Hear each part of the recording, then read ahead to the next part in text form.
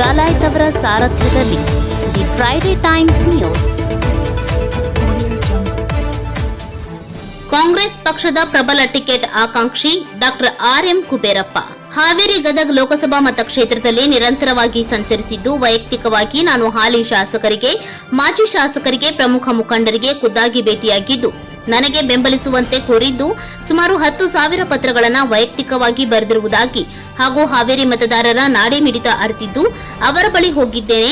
ಸುಮಾರು 40 ವರ್ಷಗಳಿಂದ ಶಿಕ್ಷಕರ ಸಂಘ ಕಟ್ಟಿಕೊಂಡು 4 ಬಾರಿ ವಿಧಾನ ಪರಿಷತ್ ಚುನಾವಣೆಗೆ ಸ್ಪರ್ಧಿಸಿದ್ದು, ಮತಕ್ಷೇತ್ರದ ಎಲ್ಲ ತಾಲೂಕಿನಲ್ಲಿ ಸಂಘಟನೆ ಇದ್ದು 2024ರ ಲೋಕಸಭಾ ಚುನಾವಣೆ ಪ್ರಬಲ ಟಿಕೆಟ್ ಆಕಾಂಕ್ಷಿಯಾಗಿರುವುದಾಗಿ ಕೆಪಿಸಿಸಿ ಪದವೀಧರ ಘಟಕದ ರಾಜ್ಯಾಧ್ಯಕ್ಷ ಡಾಕ್ಟರ್ ಆರ್.ಎಂ. ಕುಬೇರಪ್ಪ ತಿಳಿಸಿದರು. ನಗರದ ಪತ್ರಿಕಾ ಭವನದಲ್ಲಿ ಸುದ್ದಿಗೋಷ್ಠಿ ನಡೆಸಿ ಮಾತನಾಡಿದ ಅವರು, ಕಳೆದ 2 ರಿಂದ 3 ಅವಧಿಗಳಲ್ಲಿ ಈ ಕ್ಷೇತ್ರದ ಜನರಿಗೆ ದೊರೆಯಬೇಕಿದ್ದ ಅವಕಾಶಗಳು ದೊರೆಯದೆ ಹೋಗಿದ್ದು, ಪ್ರಮುಖವಾಗಿ ರಸ್ತೆ, ಉದ್ಯೋಗ ಸೇರಿದಂತೆ ಆರ್ಥಿಕವಾಗಿ ಜನರಿಗೆ ಅನುಕೂಲವಾಗುವಂತೆ ಮುಂದಿನ ದಿನಗಳಲ್ಲಿ ಶ್ರಮಿಸುವೆ ಎಂದ ಅವರು, ಎಲ್ಲ ಕಾಂಗ್ರೆಸ್ ಮುಖಂಡರಲ್ಲಿ ಹಾಗೂ ಕಾರ್ಯಕರ್ತರಲ್ಲಿ ನನ್ನ ಕಳಕಳಿಯ ವಿನಂತಿ, ನನಗೆ ಒಂದು ಅವಕಾಶ ನೀಡಿ ಎಂದರು. ಈ ಕ್ಷೇತ್ರದ ಜನರಿಗೆ ನಾನು ಚಿರಪರಿಚಿತನಾಗಿದ್ದು, ಬರುವ ಚುನಾವಣೆಯಲ್ಲಿ ನನಗೆ ಟಿಕೆಟ್ ನೀಡುವಂತೆ ಪಕ್ಷದ ವರಿಷ್ಠರಲ್ಲಿ ಗೋಷ್ಠಿ ಮುಖಾಂತರ ಕೋರಿದರು.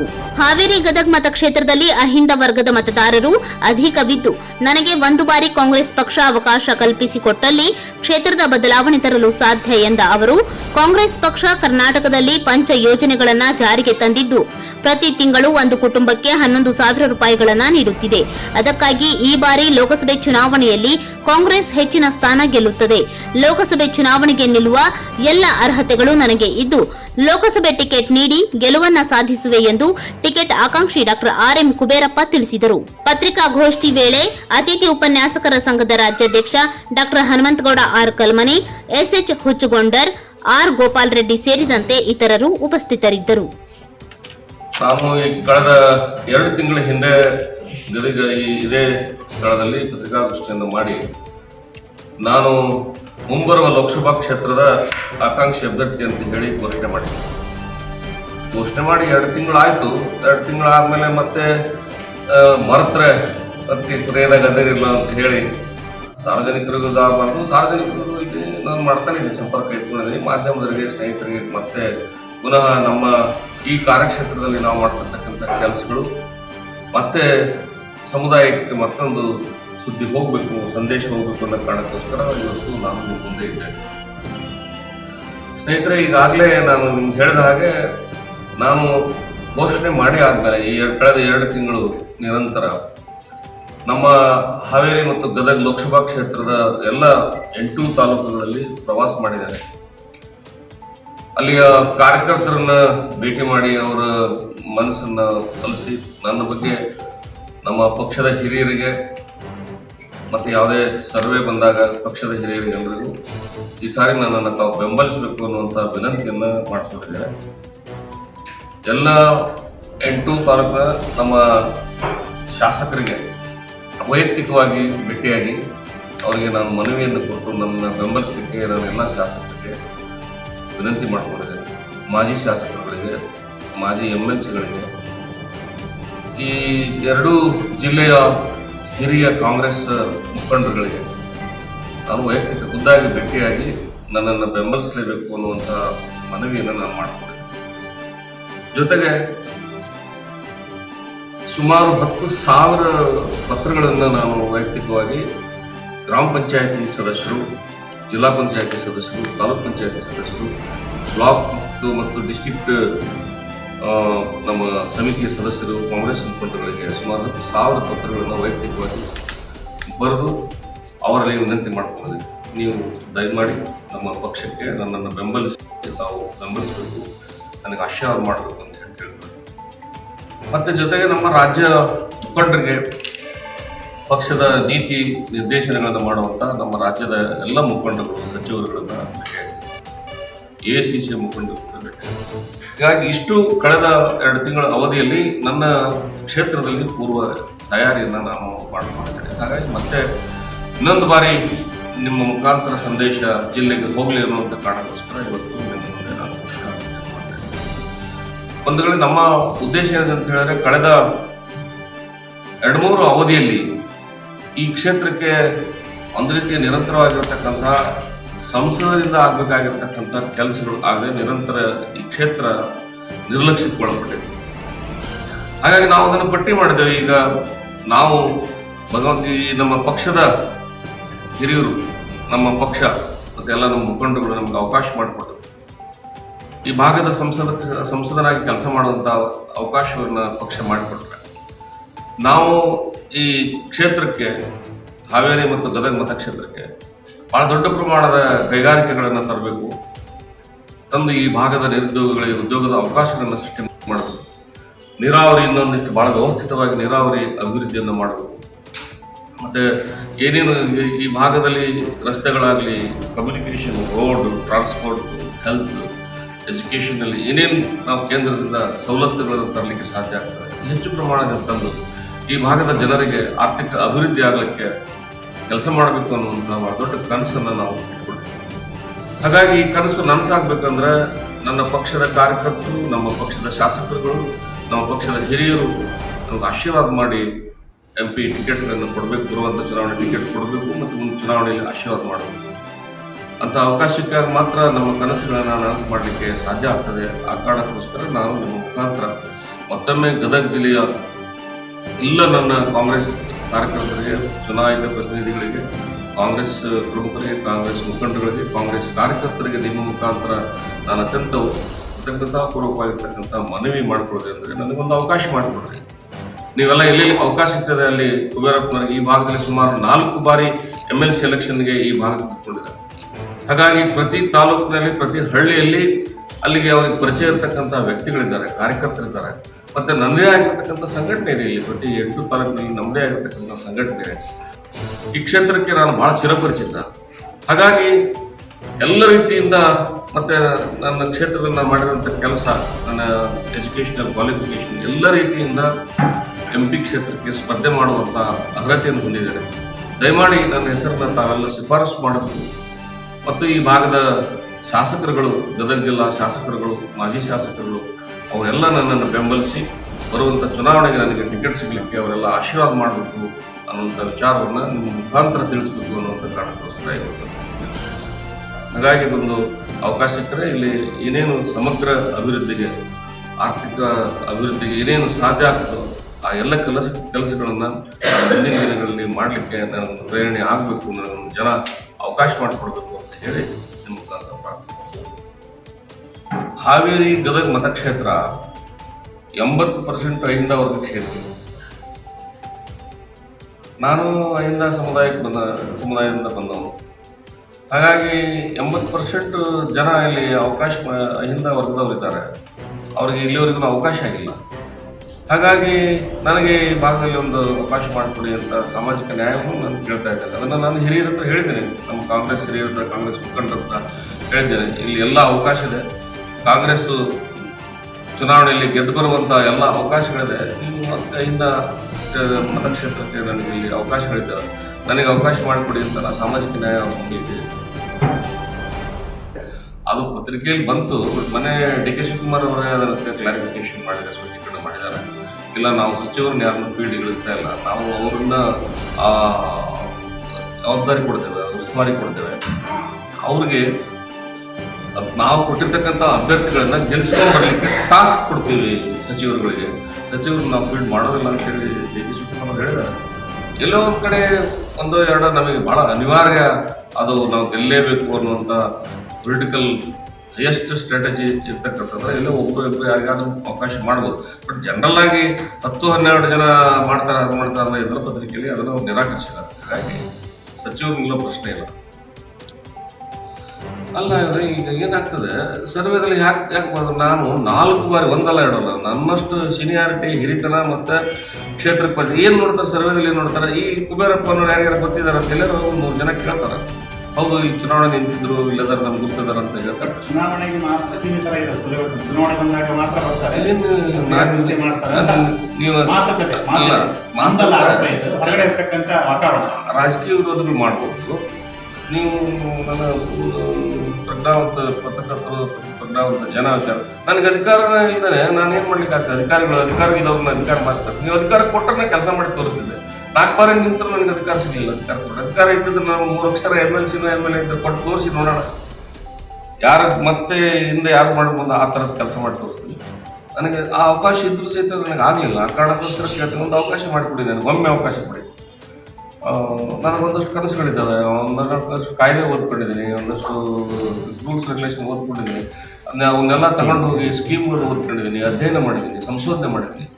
ನಾನು ಒಂದಷ್ಟು ತಗೊಂಡು ಕೇಂದ್ರ ಮಟ್ಟದಲ್ಲಿ ಕೆಲಸ ಮಾಡ್ತೀನಿ ಅನ್ನುವಂಥ ಮನವಿಯನ್ನು ನಾನು ಎಲ್ಲರಿಗೂ ಹೇಳಿದ್ದೆ. ಯಾವ್ದು ಅವ್ರು ಮಾಡಿದ ಒಂದು ಇವತ್ತು ಹೇಳಿಲ್ಲ, ನಾ ಏನು ಮಾಡಿದ್ದೀನಿ ಕ್ಷೇತ್ರಕ್ಕೆ ಅಂತ ಹೇಳಿ ಒಂದು ಮಾಡಿಲ್ಲ. ಅಲ್ಲ, ಈಗ ನೋಡ್ರಿ, ನಮ್ಮಲ್ಲಿ ಕೈಗಾರಿಕೆಗಳಿಗೆ ಈಗ ನಮ್ಮ ಗದಗ ಮತ್ತು ಹಾವೇರಿ ಭಾಗದಲ್ಲಿ ಉದಾಹರಣೆ, ಗದಗ ಮತ್ತು ಹಾವೇರಿ ಭಾಗದಲ್ಲಿ ರೈತರು ಬಹಳ ದೊಡ್ಡ ಪ್ರಮಾಣದಲ್ಲಿ ಮೆಕ್ಕೆಜೋಳ ಬೆಳೀತಾರೆ. ಮೆಕ್ಕೆಜೋಳದ ಬಹಳ ಹೈಟೆಕ್ ಆಗಿರ್ತಕ್ಕಂಥ ಮೆಕ್ಕೆಜೋಳದ ಕೈಗಾರಿಕೆಗಳು ರಾಷ್ಟ್ರ ಮಟ್ಟದಲ್ಲಿ ಸಾವಿರಾರು ಜನರಿಗೆ 5-6 ಸಾವಿರ ಜನರಿಗೆ ಉದ್ಯೋಗ ಕೊಡ್ತಕ್ಕಂಥ ಮೆಕ್ಕೆಜೋಳದ ಕೈಗಾರಿಕೆಗಳಿದೆ. ಮೆಕ್ಕೆಜೋಳ ಒಂದ್ಸರಿ ನೀವು ತಂದು ಒಳಗೆ ಹಾಕಿದ್ರೆ ಅದರಲ್ಲಿ 10 ಪ್ರಾಡಕ್ಟ್ಗಳು ತಯಾರಾಗ್ತದೆ. ಗ್ಲೂಕೋಸ್ ತಯಾರಾಗ್ತದೆ, ಫುಡ್ ತಯಾರಾಗ್ತದೆ, ಟೀ ತಯಾರಾಗ್ತದೆ, ಏನೆಲ್ಲ ತಯಾರಾಗ್ತದೆ ಅದರಲ್ಲಿ. ಅಂತ ಒಂದು ಕೈಗಾರಿಕೆ ಮಾಡಲಿಕ್ಕೆ ನಮ್ಮಲ್ಲಿ ಸಾಕಷ್ಟು ಸರ್ಕಾರದ ಜಮೀನಿದೆ, ಖಾಲಿ ಇದೆ. ಅಂಥದ್ದೊಂದು ಕೈಗಾರಿಕೆ ಅಂತಂದ್ರೆ ನಮ್ಮ ಭಾಗದ MP ಕ್ಷೇತ್ರದಲ್ಲಿ ಒಂದು 5-6 ಸಾವಿರ ಕುಟುಂಬಗಳಿಗೆ ಉದ್ಯೋಗದ ಅವಕಾಶಗಳು ಸಿಗ್ತವೆ. ಇಂಥ 10 ಇದಾವೆ. ನಾವು ಒಂದು ಉದಾಹರಣೆ ಕೊಟ್ಟೆ ನಿಮಗೆ.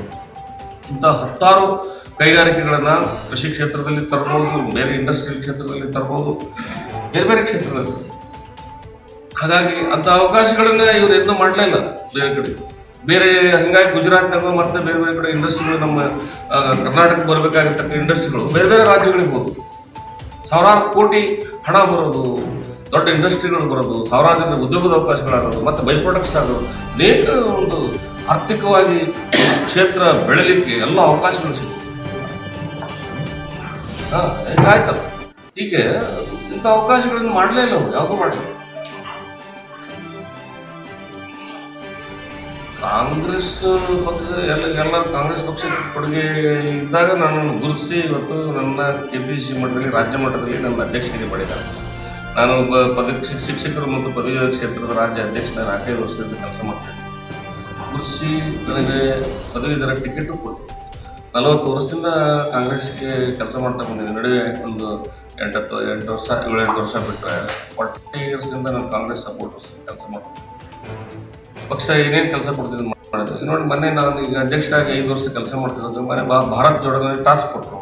ನಾವು ಸನ್ಮಾನ್ಯ ಸಿದ್ದರಾಮಯ್ಯ ಸಾಹೇಬರು, DK ಶಿವಕುಮಾರ್ ಅವ್ರ ಜೊತೆಗೆ ಹೈ ಪವರ್ ಕಮಿಟಿ ರಾಜ್ಯ ಮಟ್ಟದಲ್ಲಿ ಕೂತು ಅವ್ರ ಜೊತೆ ಕೂತು ಕೆಲಸ ಮಾಡುವಂಥ ಅವಕಾಶ ಇತ್ತು. ನೀತಿ ನಿರೂಪಣೆ ಮಾಡುವಂಥ ಕೆಲಸ ಇತ್ತು. ಪ್ರಣಾಳಿಕೆ ಸಮಿತಿಗೆ ನನ್ನ ಸದಸ್ಯನಾಗಿ ಮಾಡಿದ್ದೆ. ಇಲ್ಲೆಲ್ಲ ನಾನು ಕೂತು ಪಕ್ಷದ ಭಾಳ ನೀತಿ ನಿರೂಪಣೆ ಮಾಡುವಂಥ ಕೆಲಸದಲ್ಲಿ ಒಬ್ಬ ಇಂಟೆಲೆಕ್ಚುಯಲ್ ಅಂತ ನಾನು ಗುರುತಿಸಿ ನನಗೆ ಅವಕಾಶ ಕೊಟ್ಟಿದ್ದಾರೆ. ಅಲ್ಲಿ ನಾನು ಆಫೀಸ್ನಲ್ಲಿ ಕೂತು ಕೆಲಸ ಮಾಡ್ತೇನೆ. ಅಲ್ಲಿ ಬೆಳಗಿನ ಸಂಜೆವರೆಗೂ ಕಳೆದ 4 ವರ್ಷದಿಂದ ಕೆಲಸ ಮಾಡಿದ್ದೀನಿ. ಹಾಗಾಗಿ ನನಗೊಂದು ಪಕ್ಷಕ್ಕೆ ನಾ ಏನು ಮಾಡಿದಂಥ ಪಕ್ಷ ಗುರುತಿಸೋಕ್ಕೋಸ್ಕರ ನನಗೆ ಇವತ್ತಿಷ್ಟು ದೊಡ್ಡ ಅವಕಾಶಗಳಿದೆ. ಅಲ್ಲಿ ಪಕ್ಷದ ಕೆಲಸ ಮಾಡಿದ್ರೆ ನಮ್ಮನ್ನ ಯಾಕೆ ಗುರುತಿಸ್ತಾರೆ? ಆ ಕಾರಣಕ್ಕೋಸ್ಕರ ನಾನು ಪಕ್ಷದ ಎಲ್ಲ ಹಂತದಲ್ಲಿ ಕೆಲಸ ಮಾಡಿದ್ದೀನಿ. 40 ವರ್ಷಗಳಿಂದ ಮಾಡಿದ್ದೀನಿ. MLA MLC ಮಾಡಿದ್ದೀನಿ. ಮೊನ್ನೆ ಭಾರತ್ ಜೋಡ ಆಯ್ತು. ಭಾರತ್ ಜೋಡಕ್ಕೆ ನಾನು ಭಾಳ ಮುಂಚೂಣಿಲಿದ್ದು ಭಾರತ್ ಜೋಡಕ್ಕೆ ಏನೇನು ಮಾಡಬೇಕು, ಯಾವಾಗ ಜಿಲ್ಲೆಯಲ್ಲಿ ನನಗೆ ಏನೇನು ಜವಾಬ್ದಾರಿ ಕೊಡ್ತಾರೆ ಎಲ್ಲ ಕೆಲಸ ನಿರ್ವಹಣೆ ಮಾಡಿದ್ದೀನಿ. ಪ್ರಜಾಪ್ರತಿನಿಧಿಯಲ್ಲಿ ಕೆಲಸ ಮಾಡಿದ್ದೀನಿ. ಪ್ರಣಾಳಿಕೆ ಸಮಿತಿಯಲ್ಲಿ ಕೆಲಸ ಮಾಡಿದ್ದೀನಿ. ನೀತಿ ನಿರೂಪಣೆ ಕೆಲಸ ಮಾಡಿದ್ದೀನಿ. ಅನೇಕ ಏನು ಟಾಸ್ಕ್ ಕೊಡ್ತೆಲ್ಲ ಕೆಲಸ ಮಾಡಿದ್ದೀನಿ. ಹೈ ಪವರ್ ಕಮಿಟಿ ಕೆಲಸ ಮಾಡಿದ್ದೀನಿ. ನಾನೊಬ್ಬ ಪಕ್ಷದ ರಾಜ್ಯ ಮಟ್ಟದಲ್ಲಿ ಕೆಲಸ ಮಾಡ್ತಕ್ಕಂಥ ಒಬ್ಬ ಮುಖಂಡ. ಹಾಗಾಗಿ ನಾನು ಎಲ್ಲ ಅರ್ಹತೆಯನ್ನು ಪಡ್ಕೊಂಡಿದ್ದೀನಿ. ಟಿಕೆಟ್ ತಗೊಳ್ಳಿಕ್ಕೆ ಏನಿದೆ ಅಷ್ಟೆಲ್ಲ ಕೆಲಸ ಮಾಡಿದ್ದೀನಿ. ನಾನು ನೇಟಿವ್ ಅಲ್ಲ, ಹಾವೇರಿ ಜಿಲ್ಲೆ. ನಾನು ಹಾವೇರಿ ಜಿಲ್ಲೆ, ನನ್ನ ಹಿರೇಕೆರೆ ತಾಲೂಕಿನಲ್ಲಿ ಹುಟ್ಟಿ ಬೆಳೆದವನು. ಈ ರಾಣೆಬೆನ್ನೂರಲ್ಲಿ ಕಳೆದ 45 ವರ್ಷದಿಂದ ಸಂಸ್ಥೆಗಳ ಶಿಕ್ಷಣ ಸಂಸ್ಥೆಗಳನ್ನು ಕಟ್ಟಿಕೊಂಡು ರಾಣೆಬೆನ್ನೂರು ವಾಸಿಯಾಗಿ 45 ವರ್ಷ ಕೆಲಸ ಮಾಡಿದ್ದೀನಿ. ಪಕ್ಷದ ಕೆಲಸ ಮಾಡಿದ್ದೀನಿ, ಜನರಿಗೆ ಕೆಲಸ ಮಾಡಿದ್ದೀನಿ, ಶಿಕ್ಷಣ ಕ್ಷೇತ್ರದಲ್ಲಿ ಭಾಳ ದೊಡ್ಡ ಕೆಲಸ ಮಾಡಿದ್ದೀನಿ. ನನ್ನ ನೇಟಿವ್ ಹಾವೇರಿ, ನನ್ನ ಕ್ಷೇತ್ರ, ನನ್ನ ಸ್ವಂತ ಜಿಲ್ಲೆ. ಗದಗ ಇದಕ್ಕೆ ಕೂಡಿದೆ. ಹೀಗಾಗಿ ಹಾವೇರಿ ಗದಗಕ್ಕೆ ಕೇಳಬೇಕಲ್ಲ. ನಾನು ಬೇರೆ ಜಿಲ್ಲೆಯವರಲ್ಲ, ನಾನು ಸ್ವಂತ ಜಿಲ್ಲೆ. ನಾನು ಅದು ರಾಜಕಾರಣದ ಮಾತು. ಈಗ ಮೊನ್ನೆ MLA ಎಲೆಕ್ಷನ್ಗಳು ನಡೆದಾಗ ಏನು ಹೇಳಿದ್ರು ಇವರು? ಇದೇ ಮೋದಿಯವರೇ 36 ಹತ್ರ ಬಂದು ಹೋದ್ರು, 38 ಹತ್ರ ಅಮಿತ್ ಶಾ ಬಂದು ಹೋದ, 36 ಹತ್ರ ಮೋದಿ ಬಂದು ಹೋದ್ರು. ಮೋದಿ ಬಂದಲ್ಲಿ ಎಲ್ಲ ಸೋತ್ರಲ್ಲ. ಮತ್ತೆ ಯಾಕೆ MP ಎಲೆಕ್ಷನ್ ಎಲ್ಲ ಹಂಗೆ ಆಗ್ಬಾರ್ದು? ಇವು ನಿಮಗೆ ಸಕ್ಸಸ್ಫುಲ್ ಪ್ರೂವನ್ ಸ್ಟೋರಿ ನಿಮ್ಮ ಮುಂದೆ ಕಣ್ಣು ಮುಂದಿದೆಯಲ್ಲ. 136 MLA ಆರಿಸಿದ್ದಾರೆ.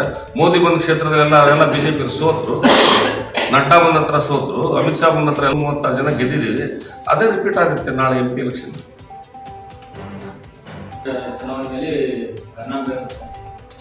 ಅಲ್ಲ ಅದು ಇರುತ್ತೆ. ಜನ ಈಗ ನೋಡಿ, ಪಂಚ ಗ್ಯಾರಂಟಿ ಕೊಟ್ಟಿದ್ದೀವಿ ನಾವು, 5 ಗ್ಯಾರಂಟಿಗಳನ್ನು ನಾವು ಮಾಡಿದ್ವಿ. ಸರ್ಕಾರ ಬಂದ ಮೇಲೆ ನಾವು ನುಡಿದಂತೆ ನಡೆದಿದ್ದೀವಿ. ನೀವು ನೋಡ್ತಾ ಇದ್ದೀರಿ. ನಾವೇನು 2,000 ರೂಪಾಯಿಯನ್ನು ಬರೀ ಕಾಂಗ್ರೆಸ್ ಕಾರ್ಯಕರ್ತರಿಗೆ ಕೊಟ್ಟಿಲ್ಲ, ಕಾಂಗ್ರೆಸ್ ಮನೆಗಳಿಗೆ ಕೊಟ್ಟಿಲ್ಲ. ನಾವು ಎಲ್ಲ ಸಮುದಾಯದ BJPಗೂ ಕೊಟ್ಟಿದ್ದೀವಿ, JDSನರಿಗೆ ಕೊಟ್ಟಿದ್ದೀವಿ, ಎಲ್ಲ ಸಮುದಾಯದರಿಗೂ 2,000 ಕೊಟ್ಟಿದ್ದೀವಿ. ಸುಮಾರು ಒಂದು ಮನೆಗೆ 5 ರಿಂದ 10 ಸಾವಿರ ಒಂದು ಮನೆಗೆ ಎಲ್ಲ ಸ್ಕೀಮ್ಗಳು ಆ ಮನೆಗೆ ಬಂದ್ರೆ 5 ರಿಂದ 10 ಸಾವಿರ ಪ್ರತಿ ತಿಂಗಳು ಒಂದು ಮನೆಗೆ ಹೋಗ್ತದೆ. ಇಷ್ಟು 11,000 ಹೋಗ್ತದೆ. ಈಗ ಪ್ರತಿ ತಿಂಗಳು 11,000 ಹೋಗೋಂಥವ್ರು ಇವನು BJP ಇದ್ರು ಸಹಿತ ಇಲ್ಲ, ಸಿದ್ದರಾಮಯ್ಯ ನಮ್ಮ ಪ್ರತಿ ತಿಂಗಳಿಗೆ 11,000 ದುಡ್ಡು ಕೊಡ್ತಾರೆ, ಈ ಸರಿ ಒಂದ್ಸರಿ ಅವರಿಗೆ ಕಾಂಗ್ರೆಸ್ನರಿಗೆ ಓಟ್ ಹಾಕೋಣ ಅಂತೇಳಿ BJP ಅವರು ಮನಸ್ಸು ಮಾಡ್ಬೋದು. ಯಾರು ಕೊಡ್ತಾರೆ 11,000 ರೂಪಾಯಿ ತಿಂಗಳು ಪ್ರತಿ ತಿಂಗಳು? ಅಷ್ಟು 5 ಯೋಜನೆಗಳಿಗೆಲ್ಲ ಮುಟ್ಟಿದ ಮನೆಗೆ 11,000 ರೂಪಾಯಿ ಮುಟ್ಟುತ್ತೆ ತಿಂಗಳ. ಅವ್ರ ಮನಸ್ಸು ಕರೆಕ್ಟಿದೆ. BJP ಇದ್ದಾರೆ, BJP ಸಪೋರ್ಟ್ ಇರ್ತಿದ್ದಾರೆ, JDS ಸಪೋರ್ಟ್ ಇರ್ತಾರೆ. ಈ ಸಾರಿ ಕಾಂಗ್ರೆಸ್ ಕೊಡೋಣಪ್ಪ, ಇಷ್ಟೆಲ್ಲ ಕೊಟ್ಟಿದ್ದಾರೆ ಸಿದ್ದರಾಮಯ್ಯ ಅಂತ ಫಲಾನುಭವಿಗಳು. ಇದೇ ರೀತಿ ಘೋಷಣೆಗಳನ್ನು ಮಾಡಿದ 3 ರಾಜ್ಯಗಳಲ್ಲಿ ಕಾಂಗ್ರೆಸ್ ಕಾಣ್ತದೆ. ಅದು ಆಯಾ ರಾಜ್ಯದ ಬೇರೆ ಬೇರೆ ರಾಜ್ಯಗಳಿರ್ತಕ್ಕಂಥ ರಾಜಕೀಯ ಅಲ್ಲಿಯ ಲೀಡರ್ಶಿಪ್. ಈಗ ನೋಡಿ, ನಮ್ಮ ರಾಜಸ್ಥಾನದಲ್ಲಿ ನಾವೆಲ್ಲ ಗೆಲ್ಲುವಂತ ಎಲ್ಲ ಅವಕಾಶ ಇತ್ತು. ಅಲ್ಲಿ ರಾಜಸ್ಥಾನದಲ್ಲಿ ನಮ್ಮ ಮುಖ್ಯಮಂತ್ರಿ ಮತ್ತು ಪೈಲಟ್ ಅವ್ರ ನಡುವೆ ಇರ್ತಕ್ಕಂಥ ಒಂದು ಸಣ್ಣ ಪುಟ್ಟ ಹೊಂದಾಣಿಕೆ ನಾವು ಸ್ವಲ್ಪ ಲೇಟ್ ಆಗಾಯಿತು. ಅದು ಸ್ವಲ್ಪ ನಮ್ಗೆ ಅರ್ಲಿಯರ್ ಆಗಿ ಒಂದು 6 ತಿಂಗಳ ವರ್ಷದ ಮುಂಚೆ ಅದೆಲ್ಲ ಸರಿಯಾಗಿದ್ದಪ್ಪ ಅಂದ್ರೆ ರಾಜಸ್ಥಾನ ಭಾಳ ನೀಟಾಗಿ ನಾವು ಓದಿದ್ವಿ. ನಮ್ಮ ಒಂದಷ್ಟು ಸಣ್ಣ ಪುಟ್ಟ ತಪ್ಪುಗಳಿದ್ದೆ, ಅವ್ರನ್ನೆಲ್ಲ ಸರಿ ಮಾಡ್ಕೊತಾರೆ. ಪಕ್ಷದ ಹಿರಿಯರು ಇದೆಲ್ಲ ಮಾಹಿತಿ ಇರ್ತದೆ, ಗ್ರೌಂಡ್ ಲೆವೆಲ್ ಮಾಹಿತಿ ಇರ್ತದೆ, ಎಲ್ಲಿ ನಾವು ಸರಿ ಮಾಡ್ಕೋಬೇಕು, ಏನು ಸಮಸ್ಯೆ ಇದೆ ಅಂತ ಹೇಳಿ ಅದನ್ನೆಲ್ಲ ಮಾಡ್ಕೊತಾರೆ. ಬಿಡ್ರಿ, ಅದೇನು ಸಮಸ್ಯೆ ಆಗುತ್ತೆ. ರಾಜಸ್ಥಾನದಲ್ಲಿ ಚುನಾವಣೆ ಕಳೆದ 5 ವರ್ಷದಿಂದ ಆ ಸಮಸ್ಯೆ ಇತ್ತು ಅಲ್ಲಿ. ಗೆಹ್ಲೋಟ್ ಮತ್ತೆ ಅಲ್ಲ, ಮುಂದೆ ಅವರ ನಡುವೆ ಅವರಿಬ್ಬರು ಲೀಡರ್ಗಳ ನಡುವೆ ರಾಜಿ ಮಾಡಿದ್ರು. ನಮ್ಮಲ್ಲಿ ಯಾಕೆ ಸಿದ್ದರಾಮಯ್ಯ ಜೋಡಿ DK ಶಿವಕುಮಾರ್ ನಡುವೆ ಹೊಂದಾಣಿಕೆಯನ್ನು ಮಾಡಿದ್ರು. ಅದನ್ನ ಲೇಟ್ ಆಯ್ತು. ಅದು 1 ವರ್ಷದ ಹಿಂದೆನೇ ಅವ್ರ ನಡುವೆ ಒಂದು ಸರಿಯಾದ ಹೊಂದಾಣಿಕೆ, ಗಟ್ಟಿಯಾದ ಹೊಂದಾಣಿಕೆ ಆಗಿದ್ದು ಅಂದರೆ ಅವ್ರು ಕೂಡಿ ಚುನಾವಣೆ ಮಾಡಿದರೆ ನಾವು ರಾಜಸ್ಥಾನದಲ್ಲಿ ಸೋಲಿಕ್ಕೆ ಸಾಧ್ಯನೇ ಇದ್ದಿಲ್ಲ. ಅಲ್ಲಿ ನಮ್ಮ ಒಂದಷ್ಟು ಸಣ್ಣ ಪುಟ್ಟ ತಪ್ಪಿನಿಂದ, ಪಕ್ಷದ ಸಣ್ಣ ಪುಟ್ಟ ತಪ್ಪಿನಿಂದ ಸೋತಿದೆ. ಅದೆಲ್ಲ ರಾಜಕಾರಣ ಅಲ್ಲ, ನಮ್ಮ ಸಂಘಟನೆಯಲ್ಲಿ ಸ್ವಲ್ಪ ಅದನ್ನೆಲ್ಲ ಈಗ ಸರಿ ಮಾಡ್ತಾ ಇದ್ದಾರೆ MP ಚುನಾವಣೆ. ಅಲ್ಲ, ನಾವು ಟ್ಯಾಕ್ಸ್ ಹಾಕಿದ್ರೆ ಅವ್ರು ಕುಡಿಯೋದು ಬಿಡ್ತಿದ್ರು. ಅಲ್ಲ, ಜಾಸ್ತಿ ರೊಕ್ಕ ಕೊಡೋದ್ರಿಂದ ನನ್ನ ಕುಡಿಯೋದು ಬಿಡ್ಲಿ ಅಂತ ಹೇಳಿ ಒಳ್ಳೇದು ಮಾಡಕತ್ತೀವಿ ನಾವು. ಕಾಸ್ಟ್ಲಿ ಆಗಿ ಕೊಡಪ್ಪ ಯಾಕೆ ಅಂತ ಹೇಳಿ ಕುಡಿಯೋದನ್ನ ಬಿಡ್ಲಿ ಅಂತ ಹೇಳಿ ಅದು ನೆಗೆಟಿವ್. ಇದು ಅದು ಬೇರೆ ಈಗ ನೀವು ಮದ್ಯಪಾನ ನಿಷೇಧ ಮಾಡ್ಲಿಕ್ಕೆ ನಮಗೆ ಆಗ್ತಾ ಇಲ್ಲ, ಎಲ್ಲ ಮಾಡಿ ದೊಡ್ಡ ಅದು ನೋಡಿ. ನಿಮ್ಗೆ ಕೊರೋನಾದಾಗ ಮದ್ಯ ಸಿಗ್ಲಿಕ್ಕೆ ಅನೇಕ ಜನ ಆತ್ಮಹತ್ಯೆ ಮಾಡ್ಕೊಂಡ್ಬಿಟ್ರು. ಅಂತ ಪರಿಸ್ಥಿತಿ ಇರುವಂಥದ್ದು ಜನರಿಗೆ ಏನೋ ಮಾಡೋಂಥ ಪರಿಸ್ಥಿತಿ ಇಲ್ಲ. ಅಟ್ಲೀಸ್ಟ್ ಇದು ಸರ್ಕಾರಕ್ಕೆ ಒಂದು ಕಂದಾಯ ಬರ್ತದೆ, ಇಲ್ಲ ಅಂದ್ರೆ ನೆಗೆಟಿವ್ ಎಫೆಕ್ಟ್ ಆಗಲಿ. ಭಾಳ ಕಾಸ್ಟ್ಲಿ ಆಗಿದ್ದಪ್ಪ ಕುಡಿಯೋದು. ರೇಟ್ ಕಡಿಮೆ ಇದ್ದಾಗ ಕುಡಿಯೋಕೆ ಕಡಿಮೆ ಇದೆ, ಜಾಸ್ತಿ ಆದ್ಮೇಲೆ ಜಾಸ್ತಿ ಆಗುತ್ತೆ. ಎಲ್ಲಿ ಯಾವ ಬಾರಿ ಬಂದರೂ ಗಾಡಿ ಅದು ಮಾಡಬಾರ್ದು ಅಂತ ಅದು ಆ ಥರದ್ದಿಲ್ಲ. ನಮ್ಮ ನೋಡ್ರಿ, ಯಾವುದೋ ಒಂದು ಸರ್ಕಾರದ ಯೋಜನೆಗಳು ಸಾಮಾಜಿಕ ವ್ಯವಸ್ಥೆಯಲ್ಲಿ ಅವ್ರಿಗೇನಾದರೂ ಅದರಿಂದ ಆರ್ಥಿಕ ಅಭಿವೃದ್ಧಿ, ಸಾಮಾಜಿಕ ಅಭಿವೃದ್ಧಿ ಆಗಲಿ ಅಂತ ಹೇಳಿ ಮಾಡ್ತಾರೆ. ಯಾರೋ ಸರ್ಕಾರ ಹಣ ಖರ್ಚು ಮಾಡಿ ಸಮಾಜ ಹಾಳಾಗಲಿ ಅಂತ ಯಾರು ಮಾಡಲ್ಲ. ಇದು ತಲಾಂತರಗಳಿಂದ ಮದ್ಯಪಾನದ ವ್ಯವಸ್ಥೆ ಇವತ್ತಿನ ವಿಜಯನಗರ ಸಾಮ್ರಾಜ್ಯದಾಗಿಂದ ಎಲ್ಲ ಕಡೆ ಸಪ್ರೇಟ್ ಅವಕ್ಕೆಲ್ಲ ವ್ಯವಸ್ಥೆ ಏನು ಇವೆಲ್ಲ ಇವತ್ತು ನಿನ್ನೆ ಬಂದವಲ್ಲ. ಸಾಮಾಜಿಕ ವ್ಯವಸ್ಥೆ ಜನ ಅವರು ತಮ್ಮ ಅನುಕೂಲಗಳನ್ನು ತಾವು ಮಾಡ್ಕೋಬೇಕು. ನಾ ಏನು ಮಾಡಬೇಕು, ಏನು ಮಾಡಬಾರ್ದು, ಇವೆಲ್ಲ ನಮ್ಮ ಟ್ಯಾಕ್ಸ್ ಹಾಕಿರೋ ಜನ ಅದು ಇದನ್ನು ಮಾಡಿ ಎಲ್ಲ ಮಾಡ್ತಾರೆ. ನೆಗೆಟಿವ್ ಎಫೆಕ್ಟ್ ಆಗಲಿ ಅಂತ ಹೇಳಿ ಮಾಡ್ತಾರೆ. ಟ್ಯಾಕ್ಸ್ ರೈಸ್ ಮಾಡೋದು ಅದೋ ಉದ್ದೇಶ, ಆದರೂ ಮಾಡ್ತಾ ಇಲ್ಲ. ಇಲ್ಲ, ಅದೆಲ್ಲ ಏನು ರಾಜಕಾರಣದ ಪ್ರಶ್ನೆ ಇಲ್ಲ. ಬಟ್ ನಾನೊಬ್ಬ ರಾಜ್ಯ ಅವ್ರಿಗೆ ಬೇಕು ಅಂದಾಗ ಅವ್ರ ಪ್ರಚಾರ ನಿಮ್ಮ ಜೊತೆ ಸಾಥ್ ಕೊಟ್ಟರು. ಇವತ್ತು ನೀವು ಅದು ನಾನು ಇಲ್ಲ ತಪ್ಪು ತಿಳ್ಕೊಂಡೆ. ನಾನು ಅವಾಗ ಕ್ಯಾಂಡಿಡೇಟ್ ಆಗಿ ಬಂದಿದ್ದೆ. ನಾನು ಕ್ಯಾಂಡಿಡೇಟ್ ವಿಧಾನಸಭಾ ಅದು ಸಹಿತ ಎಲ್ಲ ಕಡೆಗೆ ನಮಗೆ ಟಾಸ್ಕ್ ಇತ್ತು. ರಾಜ್ಯ ಅಧ್ಯಕ್ಷರು ಬರ್ತಾರೆ, ಅವ್ರ ಜೊತೆಗೆ ಪ್ರಸ್ತುತ ಪತ್ರಿಕಾಗೋಷ್ಠಿ ಮಾಡಬೇಕಂತ ನಮ್ಮ ಪಕ್ಷದ ಆದೇಶ ಇತ್ತು. ಈಗ ನಾನೊಬ್ಬ ಟಿಕೆಟ್ ಆಕಾಂಕ್ಷಿ ಅಂದ್ರೆ ನಮ್ಮ ಪಕ್ಷದ ಕಾರ್ಯಕರ್ತರು ನೋಡಿ 5-6 ಜನ ಟಿಕೆಟ್ ಕೇಳ್ತಾರೆ. ಈಗ ಯಾರೋ ನಮ್ಮ ಪಕ್ಷದ ಕಾರ್ಯಕರ್ತರು ಒಬ್ಬರು ಸಪೋರ್ಟ್ ಮಾಡಿದಂದ್ರೆ ನಮ್ಮ ಸಂಬಂಧಗಳು ಹಾಳಾಗ್ತವೆ. ಆ ಕಾರಣಕ್ಕೋಸ್ಕರ ಇದು ಸೂಕ್ಷ್ಮ ಇರ್ತದೆ. ಅದಕ್ಕೋಸ್ಕರ ನಾವು ಯಾರನ್ನೂ ಅಪೇಕ್ಷೆ ಪಡಂಗಿಲ್ಲ. ನೀವು ಪಕ್ಷ ಟಿಕೆಟ್ ಸಿಕ್ಕಾಗ ನೀವು ಕೇಳಿ 3 ಜನ ಬಂದಿರ್ತಾರೆ. ಏನಾಗ್ತದೆ ನೋಡಿ, this is N experimental basis. ಈಗ ನಮಗೆ ರಿಸಲ್ಟ್ ಬಂದಿದೆ. ಸೊ ಬಿಫೋರ್ ನಾವು ಪ್ರಾಮಿಸ್ ಮಾಡಿದ್ದಕ್ಕೆ ನಮಗೆ ರಿಸಲ್ಟ್ ಬಂತು. ಈಗ ನಾವು ಕೊಟ್ಟಿದ್ದೀವಿ. ಈಗ ನಾವು ಏನು ಮಾಡಬೇಕು ಅನ್ನೋದು ನಾವು ರೀಚ್ ದಿ ಆನ್ ಬೆನಿಫಿಷಿಯರ್ಸ್.